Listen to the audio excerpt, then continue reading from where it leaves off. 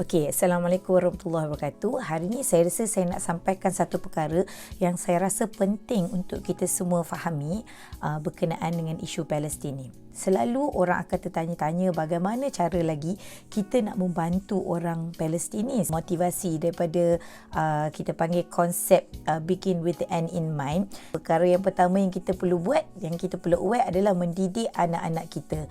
Mendidik macam mana? Mendidik anak-anak kita dengan kefahaman agama yang betul. Maksudnya secara amnya kita sebagai ibu bapa kita akan latihlah anak kita untuk baca Quran, solat, kan, perkara-perkara generik ibadah khusus yang kita perlu buat. Akan tetapi sebenarnya kalau betul-betul kita nak membantu, kita kena membina anak kita menjadi seorang yang merupakan insan model ataupun yang memiliki kepribadian Muslim yang sebenarnya. Apa maksudnya tu kan? Okey, yang pertama adalah memahami Al-Quran dan juga sunnah secara deep. Anak-anak kita tu kita fahamkan, maksudnya bila dia orang mengaji tu kita mungkin hantarkan dia orang untuk memahami lebih lagi tafsiran Quran, kan. Apakah caranya? Kalau kat Malaysia sebenarnya dia ada various metodologi. Sama ada kita boleh hantar ke kelas-kelas yang memang mengupas tentang isu tu, ataupun convention. Kadang-kadang convention Islami, kan, ada yang diorang panggil Umar Sulaiman ke, Noman Ali Khan ke. Itu adalah convention yang secara besar-besaran, kan. Ataupun korang boleh pergi ke kumpulan-kumpulan kecil, jemaah-jemaah yang menghasilkan kelompok-kelompok yang dipanggil contohnya usrah ke apa ke, kan. Likot kecil yang boleh membantu anak-anak di follow up dan ditingkatkan kepribadian mereka daripada satu masa ke satu masa. Antara benda yang boleh menjadikan anak-anak kita memahami tentang agama Islam ni adalah melalui diskusi. Kadang-kadang kita sebagai ibu bapa ni, kita contohnya lah kan, ambil konsep tauhid. Kita dia tak adalah terror sangat pun pasal benda-benda macam tu.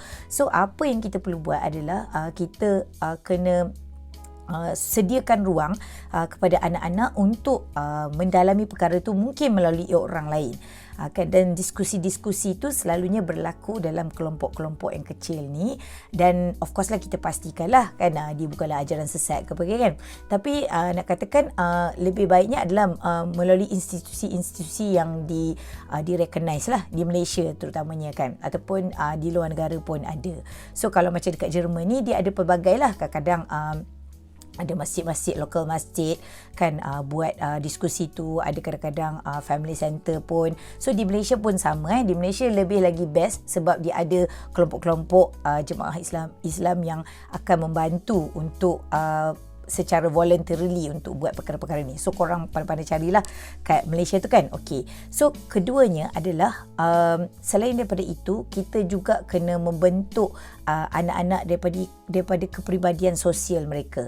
Daripada kepribadian sosial mereka tu apa? Kalau dalam buku Tarbiyatul Aulad tulisan Abdullah Nasir Ulwan, dia ada listkan beberapa perkara lah. Maksudnya dia kata kena fahamkan anak-anak berkenaan dengan kasih sayang, kena fahamkan anak tentang ketakwaan, kan. Maksudnya kita tahu apa perkara yang kita buat, setiap satu benda tu Allah akan ganjari dengan pahala dan sebagainya, kan. Kalau terkait pula dengan keberanian, kan, keberanian bersuara, keberanian untuk memperjuangkan perkara-perkara yang hak, kan, menepis perkara-perkara yang batil. So perkara-perkara macam tu kita perlu groomkan dengan anak melalui pendidikan di dalam rumah tu. So macam mana nak buat, kan? Of course dia akan datang dulu dengan kefahaman daripada ibu bapa tu. So ibu bapa sendiri pun sepatutnya selain daripada hantar anak pergi ke kelas-kelas memahami agama Islam tu, ibu bapa pun sepatutnya kena join perkara-perkara macam tu.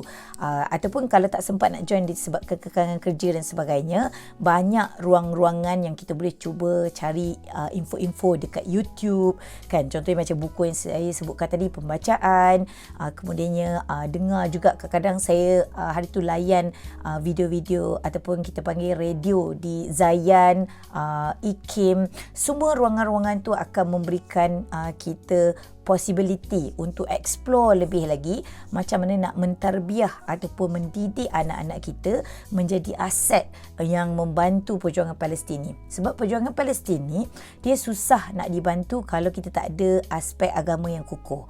So kita perlu mendalami agama, mengetahui bahawa perjuangan Palestin ni adalah salah satu perkara kita panggil pahala yang kita boleh cari untuk diri kita dan juga anak-anak kita dan juga generasi keluarga kita. So bayangkanlah kalau kita tengok kisah orang Palestin tu macam mana mereka membentuk seorang anak yang hanya membaling batu kepada karakter kebal sehingga menjadi seorang pejuang agama kan, menjadi salah satu parasyuter yang membantu Palestin tu. Macam tu jugalah kita boleh buat untuk anak-anak kita. So harapnya video ni bermanfaat dan insya-Allah jika korang boleh mendapat manfaat daripadanya, sharekan pada umum dan insya-Allah kita sama-sama akan membantu perjuangan Palestin dengan lebih lagi. Assalamualaikum.